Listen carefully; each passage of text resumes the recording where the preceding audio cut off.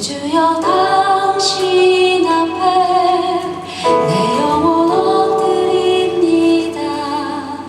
내 안에 가득한 세상에 소리를 뒤로 한 채 오 주여 당신 앞에 겸손히 엎드립니다.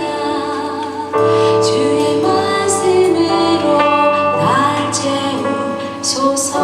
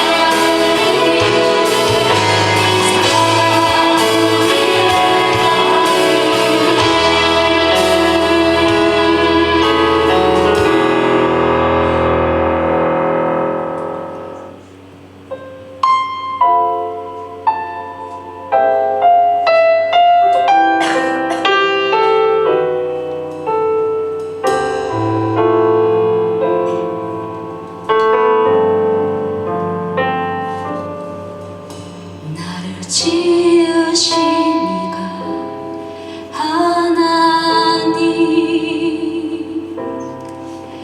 나를 부르신 이가 하나님, 나를 보내신 이도 하나님, 나의 나 된 것은 다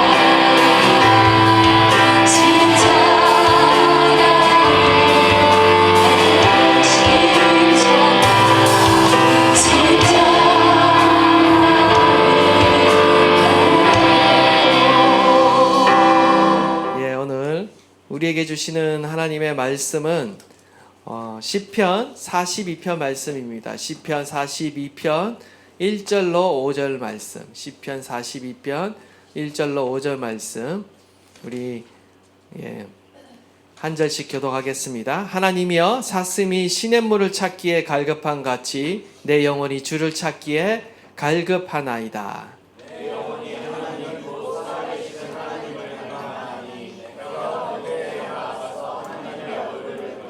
사람들이 종일 내게 하는 말이 내 하나님이 어디 있느냐 하오니 내 눈물이 주야로 내 음식이 되었도다. 내가 전에 성의를 지키는 무리와 동행하여 기쁨과 감사의 소리를 내며 그들을 하나님의 집으로 인도하였더니 이제 이 일을 기억하고 내 마음이 상하는도다. 다 함께 읽겠습니다. 내 영혼아, 내가 어찌하여 낙심하며 어찌하여 내 속에 불안해하는가. 너는 하나님께 소망을 두라. 그가 나타나 도우심으로 말미암아 내가 여전히 찬송하리로다.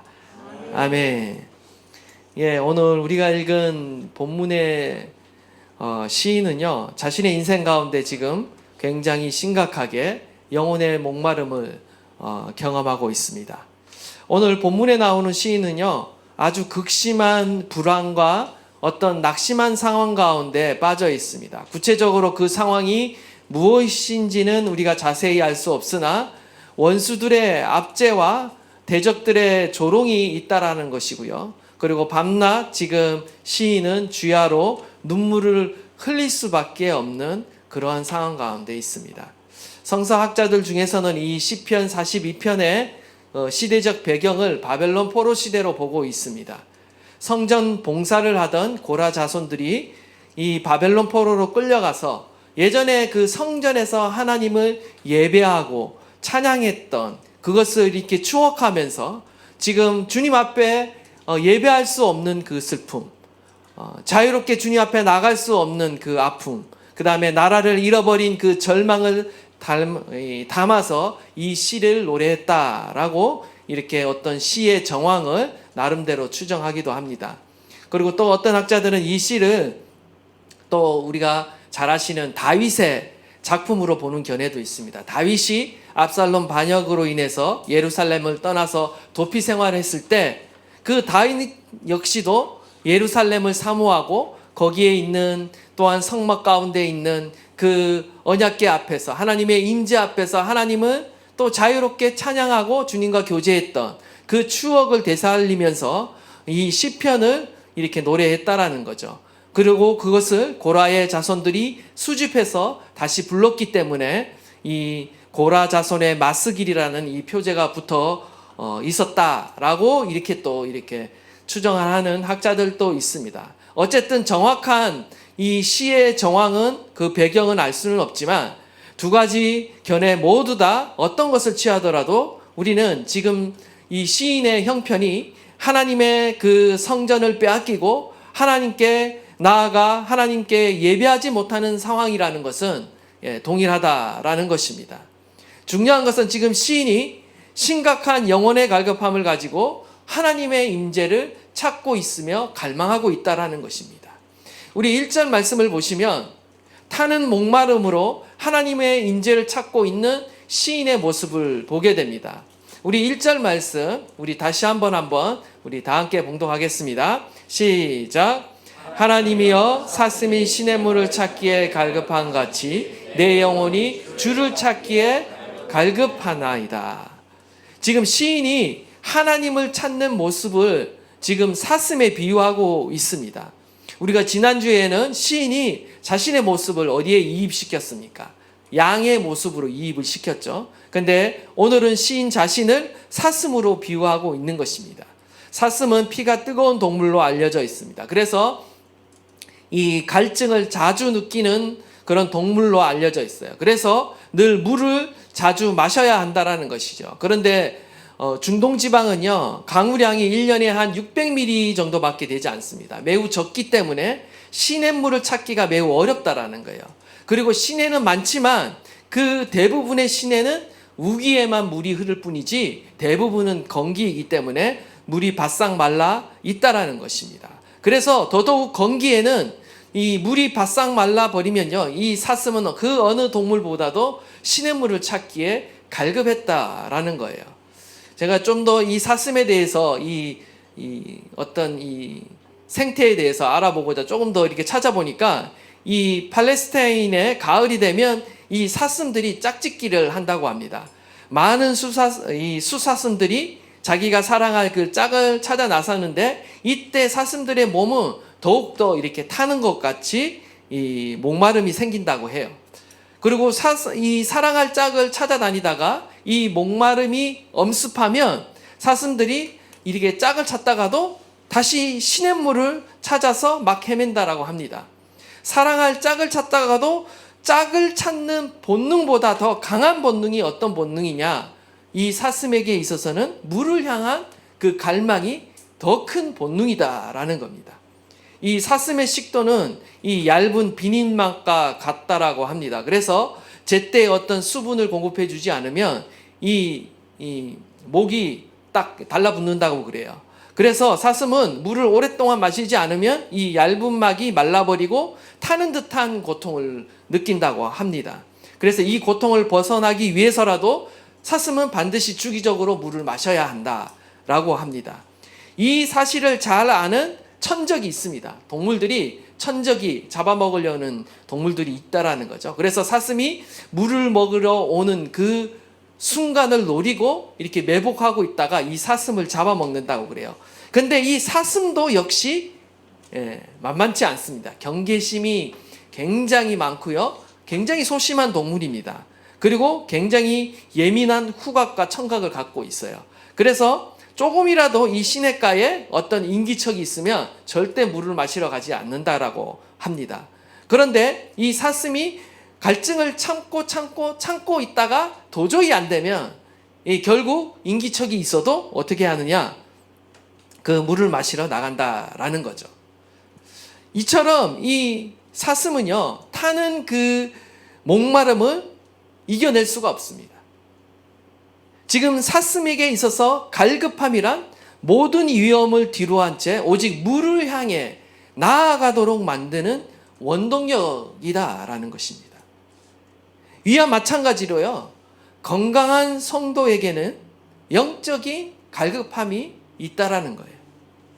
그리고 이러한 갈급함이 우리로 하여금 하나님께 나아가도록 만든다라는 것입니다. 우리 가운데는 여러 이유로 하나님을 찾고 하나님 앞에 나오죠. 하나님의 향한 그 갈급함이 살아있는 사람은요, 결국 참지 못하고 하나님 앞으로 달려가게 되어 있다라는 것입니다. 이것이 바로 영적인 본능이다, 영적인 감각이다라는 거예요. 우리의 영이 살아있기 위해서는요, 이 영적인 감각이 살아있어야 됩니다. 갈급하다라고 말하고 있는데 원어로는 아라그입니다. 한마디로 헐떡이다라는 말이에요. 지금 우리나라 성경은 그것을 잘 표현하고 있지 못하지만요, 지금 사슴이 물을 찾아 헐떡거리면서 정신없이 뛰어다니고 있는 그 모습을 여러분이 이 시편을 통해서 그림을 그리면서 상상을 해 보셔야 합니다. 너무나도 목이 말라서, 그리고 지금 너무나도 다급해서 어쩔 줄 몰라 하면서 지금 울먹이면서 찾아다니고 있다라는 거예요. 지금 이러한 갈급한 모습이 지금 시인의 영적인 상태이고 그 시인의 영적인 모습이라는 겁니다.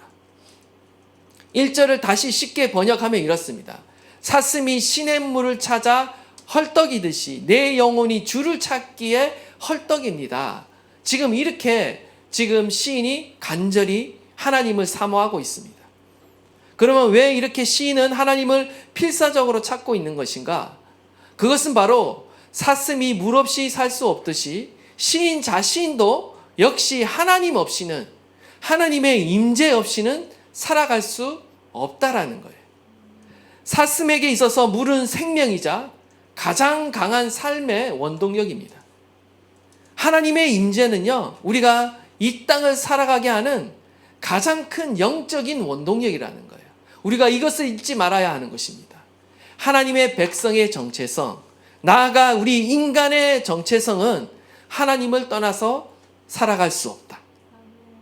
하나님께서는 우리 인간을 하나님의 임재 속에서 살아가도록, 그리고 그 하나님과 인격적인 교제를 나누며 살아가도록 우리를 창조하셨다라는 겁니다. 우리는 마치 물고기가 물을 떠나 살아갈 수 없듯이 인간은 본질상 하나님의 임재를 떠나가서 살아갈 수 없다라는 것을 명심해야 합니다. 하나님을 믿는 백성조차도요, 이것을 망각할 때가 많이 있습니다. 우리가 하나님의 임재를 떠나게 되면 결국 우리의 인생은 메마르고 사막과도 같아진다라는 사실을 우리는 기억해야 됩니다. 우리의 안에 근본적인 갈망이 있습니다. 사슴에게 물을 향한 불타는 갈망이 있듯이 인간은 하나님의 임재를 향한 불타는 갈망이 있다라는 사실을 기억하십시오. 따라서 이 갈증을 해결하고자 우리는 하나님을 찾아야 한다라는 거죠.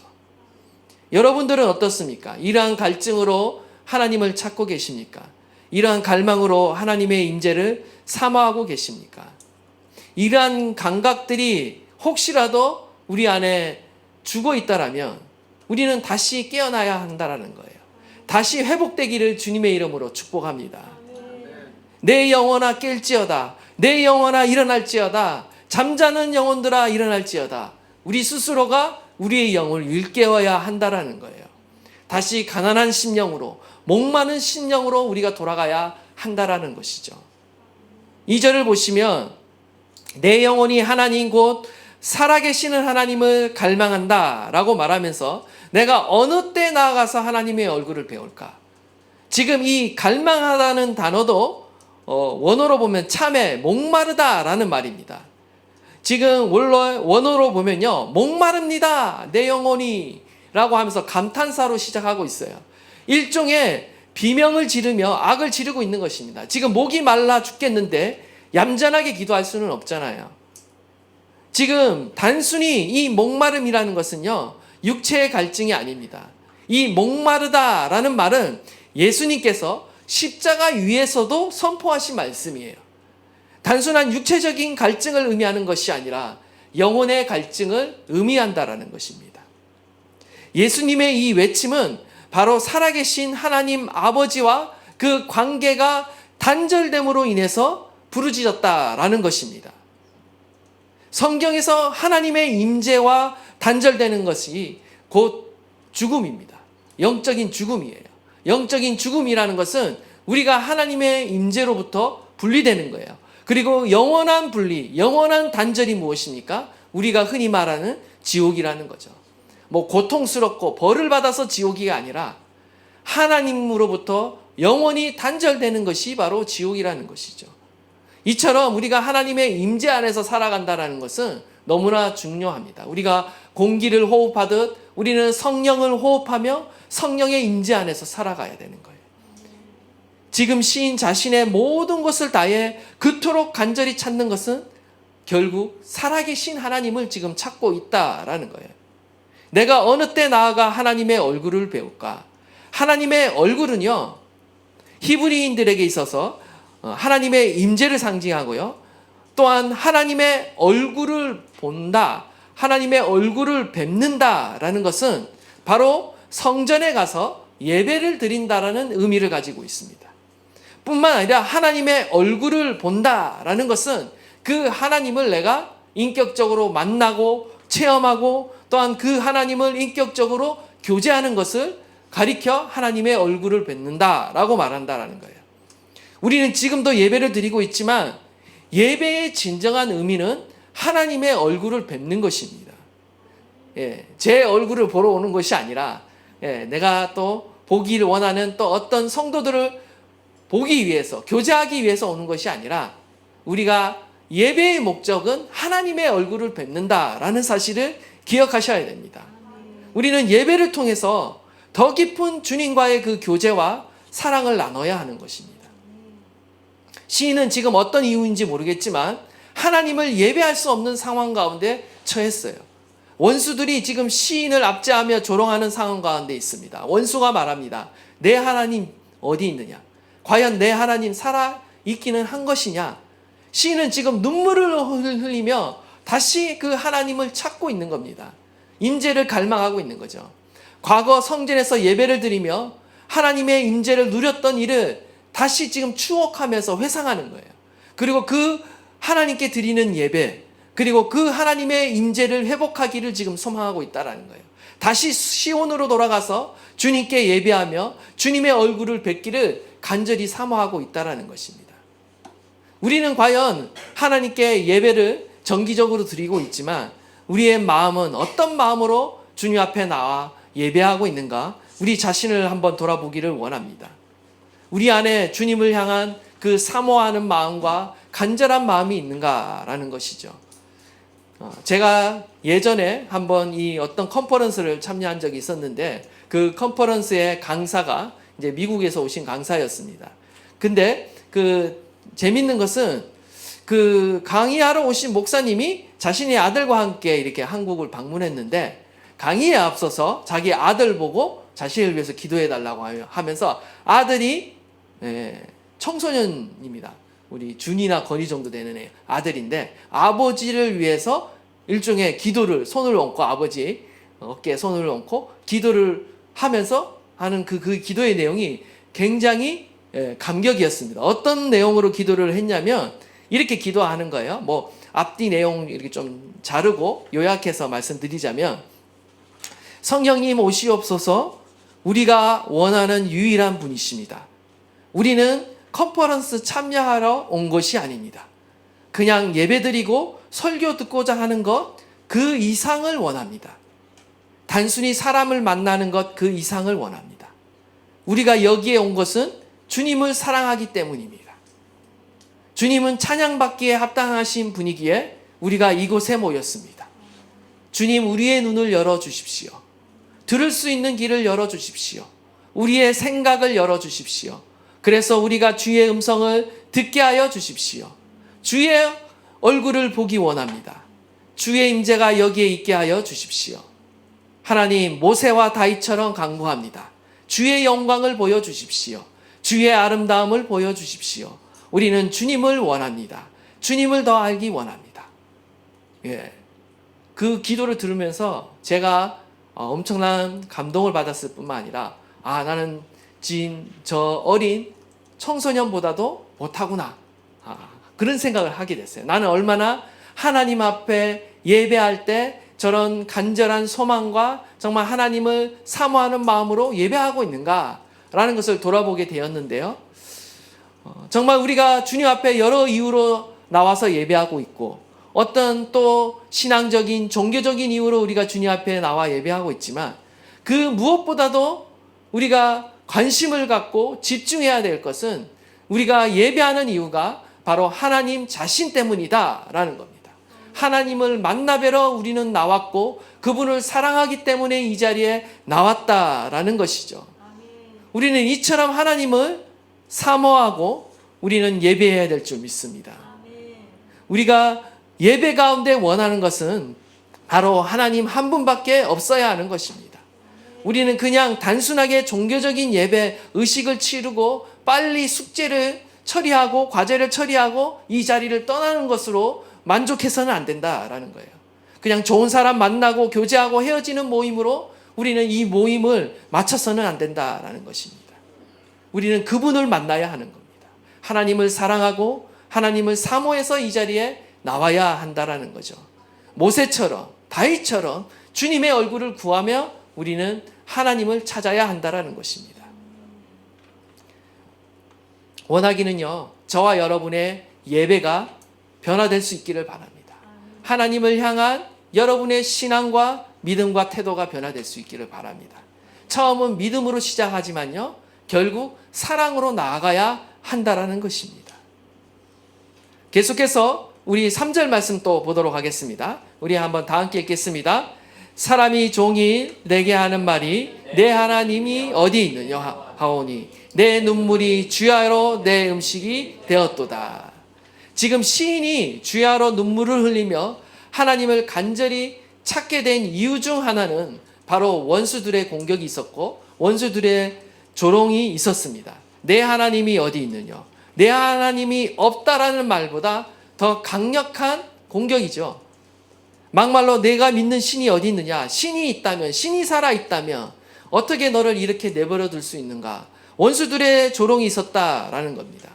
마치 구약의 욥과 같은 시련이 지금 이 시인 가운데 있었던 것 같아요. 이해할 수 없는 시련, 이해할 수 없는 고난이 지금 시인 가운데 있었다라는 거죠. 자신의 친구들마저 그것은 바로 너의 죄 때문이다 비난하고 정죄한 그 욥처럼 지금 이 시인은 난처한 상황 가운데 있다라는 것입니다. 그 상황 속에서 우리는 욥을 이미 살펴보셔서 아시겠지만 욥은 어떻게 합니까?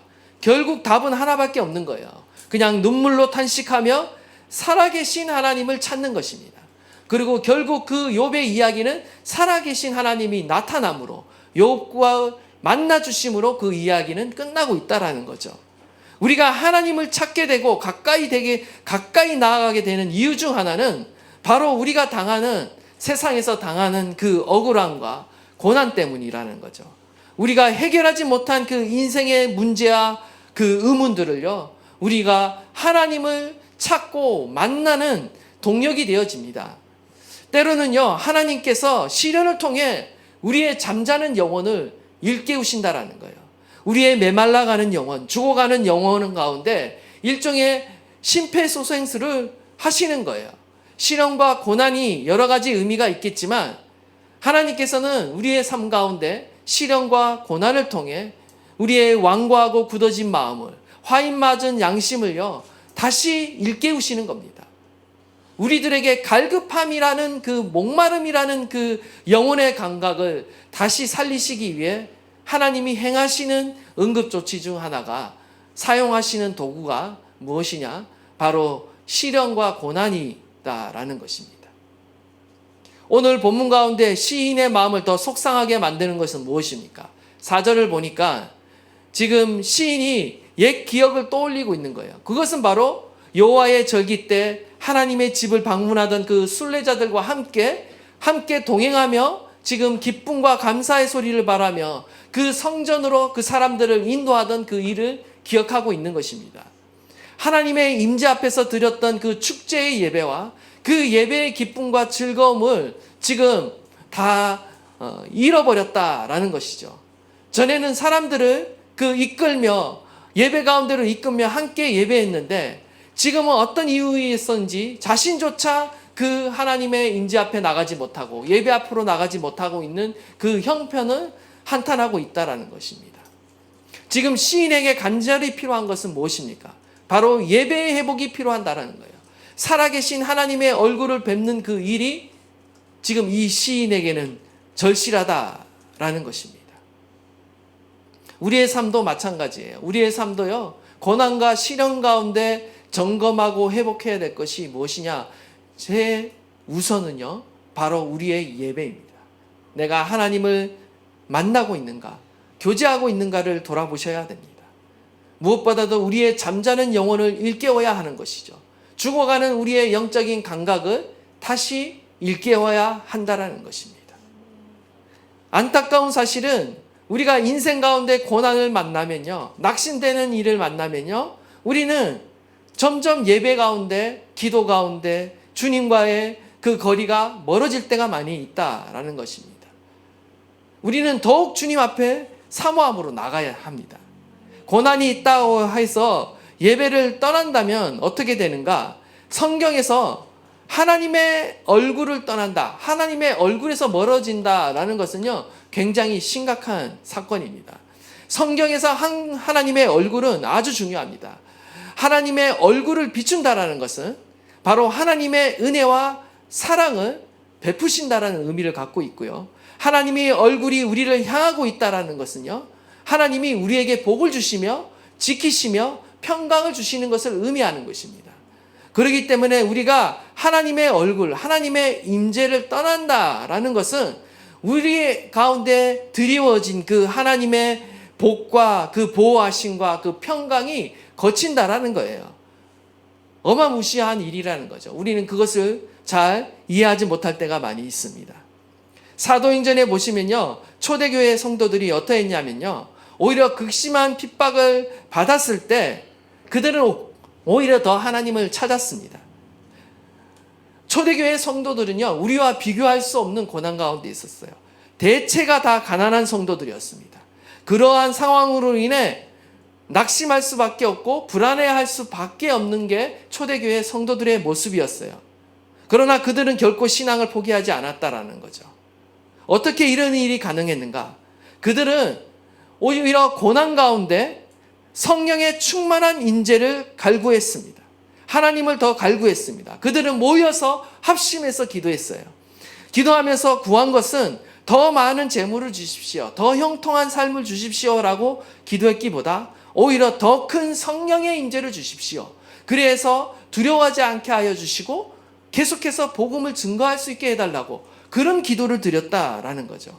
결국 그 성령의 임재와 능력으로 말미암아 그들은 자신에게 주어진 하나님의 사명을 완수하며 그리스도의 복음을 땅끝까지 증거할 수 있었다라는 것입니다. 놀랍지 않습니까? 초대교회 성도들이 그들이 가진 그 모든 문제를 극복할 수 있었던 가장 큰 요인 중 하나는 그들 가운데 함께하고 계신 성령의 임재였다. 그래서 그 성령의 임재를 더 충만히 구했다라는 것입니다. 결국 우리가 주님 앞에서 구해야 될 것은요, 성령의 임재의 충만함을 구해야 한다라는 것입니다. 5절 말씀을 보시면 내 영혼아 내가 어찌 낙심하며 어찌하여 내 속에 불안해하는가. 너는 하나님께 소망을 두라. 그가 나타나 도우심으로 말미암아 내가 여전히 찬송하리로다 찬양하고 있습니다. 결국 시인은 원수의 조롱과 압제 속에서 하나님을 만난 것입니다. 하나님의 임재를 체험한 것입니다. 어떻게 그 목마름을 해결하였는가? 그 답이 5절에 나오고 있는데 시인은 자신을 향해, 스스로를 향해 이렇게 명명합니다. 내 영혼아 어찌하여 낙심하며 어찌하여 불안해하는가? 라고 말하면서 하나님께 소망을 두라고 말합니다. 하나님께 소망을 둘 때 그 하나님이 나타나셔서 그 임재를 나타내셔서 우리를 도우신다라는 거예요. 근데 여기 하나님께 소망을 두라라는 것은 원어로 보면 야할이라는 단어를 사용하는데 기다리다라는 의미를 갖고 있어요. 근데 이 기다리다가 그냥 기다리다가 아니라 무언가를 인내심을 가지고 그리고 희망을 놓지 않고 희망을 갖고 끈질기게 기다리다라는 그런 의미를 갖고 있습니다.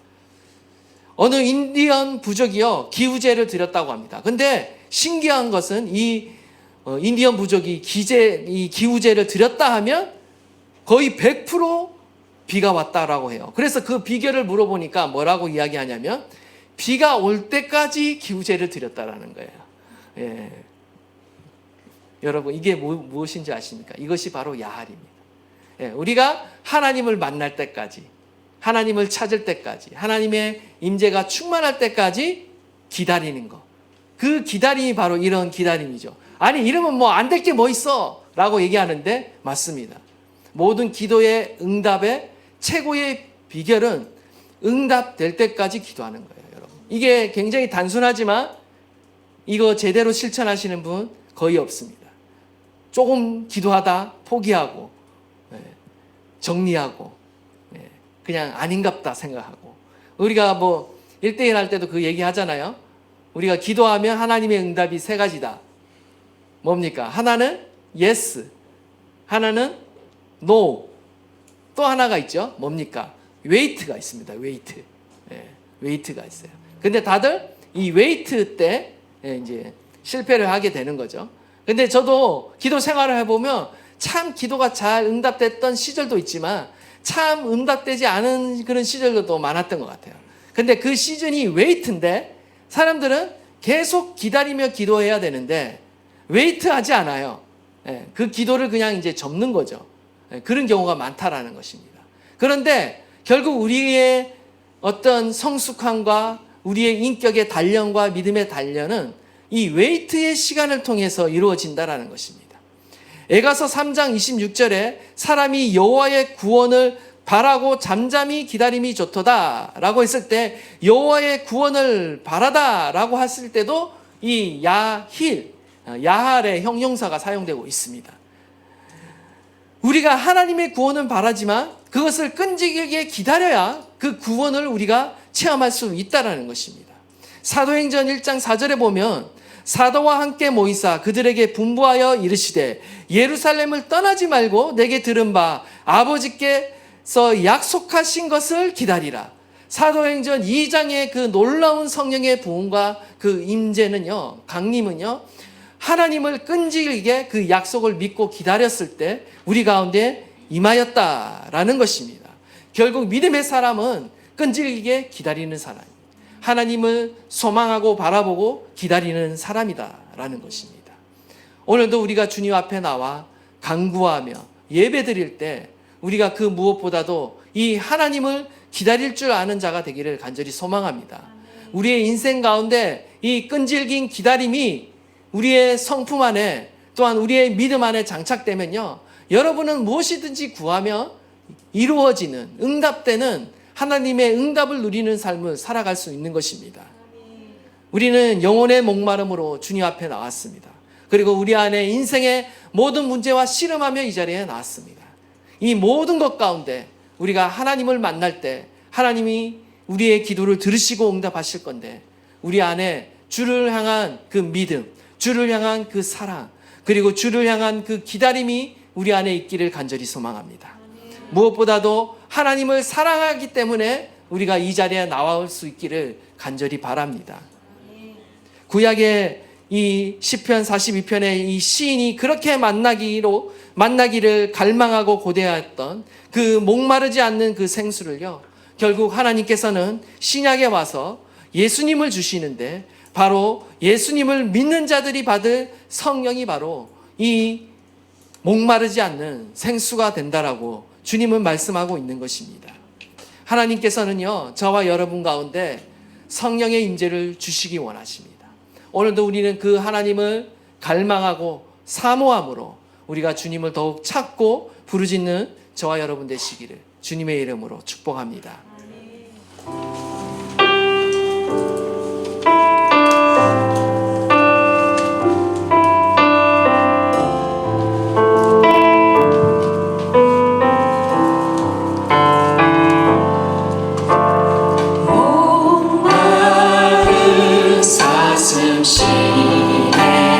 문을 찾아 헤매이듯이 내 영혼 주를 찾기 해갈그다 하나 목마른 사슴 목마른